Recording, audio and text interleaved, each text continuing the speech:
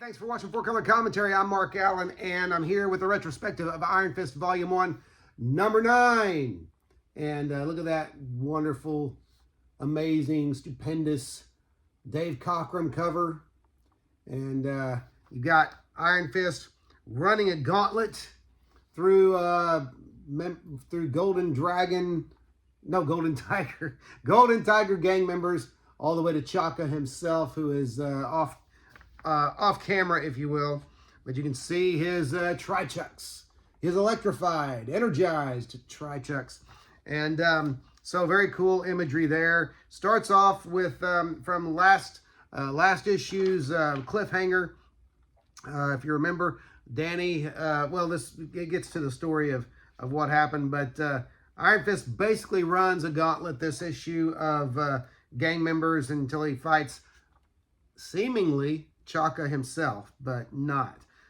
So anyway, starts off with a great first page splash of one of the gang members getting the drop on Danny in an alleyway, and great John Byrne art. Now, the other inker, Chiaramonte, or however you say his name, he is back.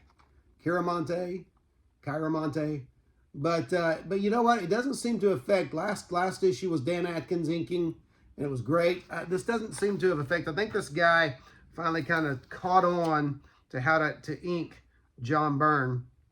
Okay, so it kind of goes back in time to the issue before when Chaka had his hostages in the boardroom of Rand Meacham, and you've got it kind of explains how Danny gets away to change to Iron Fist, and he does it by seemingly getting the drop on Chaka, and of course he's not fighting. He's purposely hiding his skill because he's still got a secret identity, and Chaka tosses him out a window, and that's his opportunity to save himself, and where was it? Save himself and change to Iron Fist. He grabs onto a railing as he's falling and saves himself. So, you know, yeah, that's what I would do. I would just grab that railing next to me. I'm sure I wouldn't tear my arm out of the socket, and that would be a great day. And there he comes crashing through the wall on the next page to confront Chaka and his gangsters. Now, this is another one of those issues that triggers me in a good way. I remember so many of these panels from when I was a kid, and you know, as I know, if you've been reading comics since you were a kid, which I always kind of feel sorry for those who got into it into their adulthood. Not that comics can't still be enjoyed, and I encourage adults to read comics, even if they're in their 50s, 60s, 70s, and pick one up for the first time. Though if they're in their 50s, 60s, and 70s, it's unlikely that they're picking them up for their first time. But even if you're in your 20s, 30s, 40s, pick up a comic and try it. But if you've done it since you were a child and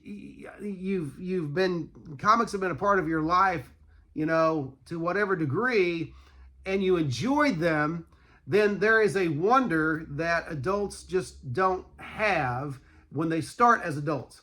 And so this comic, a lot of the panel work, the images, it brings it all back to me. And that's just amazing that it does that. And I love this particular issue because of all the memories associated with these panels. They say that smell is the sensory that triggers the most memories. It's the most memory inducing, but visuals are right up there, and especially comic book panels. I'm going to say, here's a great ad.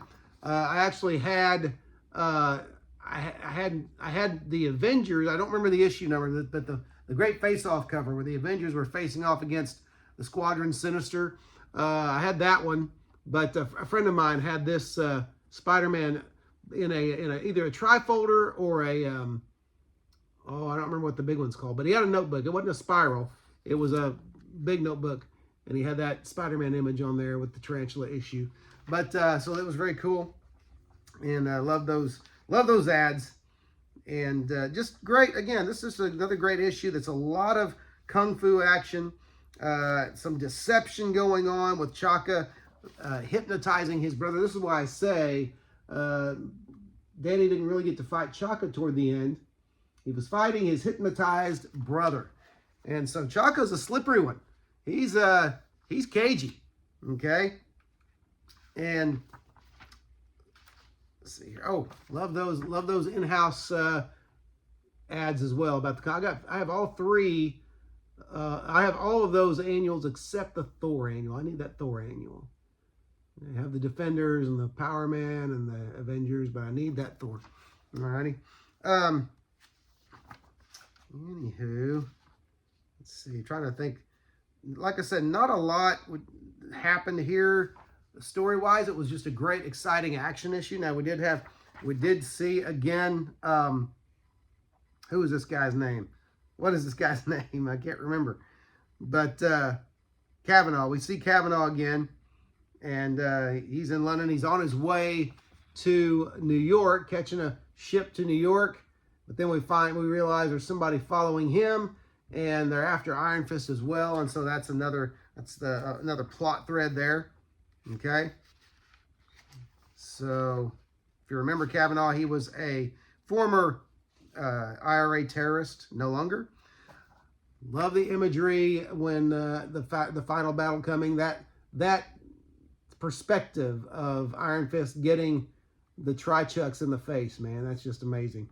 Love that. And I mean, I don't love that he's getting beat up, but you know what I mean. And then we have a great full-page panel here where he's using the Iron Fist again to heal himself because he's been through it.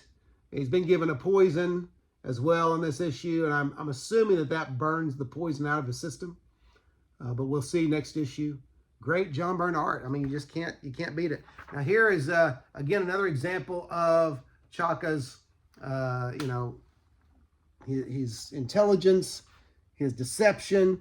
Iron Fist gives Chaka's brother a backhand because he's about to get clocked with the chucks, and Chaka is behind the chimney and hits his brother in the head at the same time that he hits the chimney, and Iron Fist is afraid that he's nearly killed the guy, or maybe he will die. I'm not sure, but it doesn't say. It says he's barely breathing here, but the next issue is Kung Fu Killer.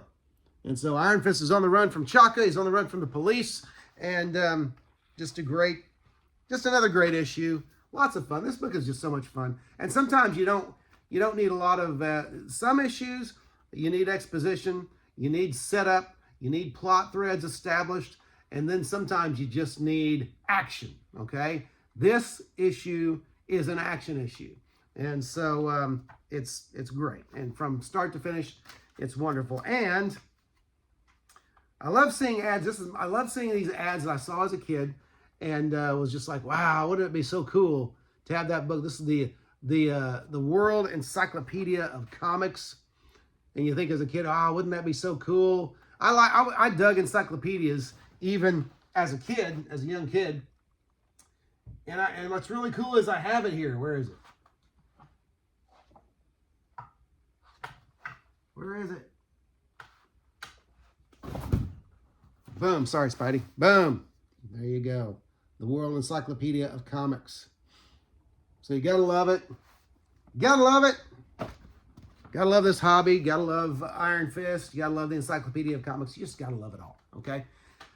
But anyway, that's it. Hey, thanks for watching 4-Color Commentary. If you haven't, do please consider liking, commenting, subscribing, but especially commenting. I want to hear what you think. I want about Iron Fist, about Bronze Age comics, about the ads in Bronze Age comics. What do you have now that you used to only see in the ads of Bronze Age comics? All of those conversations are gravy for me. And so come on, comment, watch, comment, and interact. But otherwise, as always, I thank you for watching 4-Color Commentary, and I'll see you next video.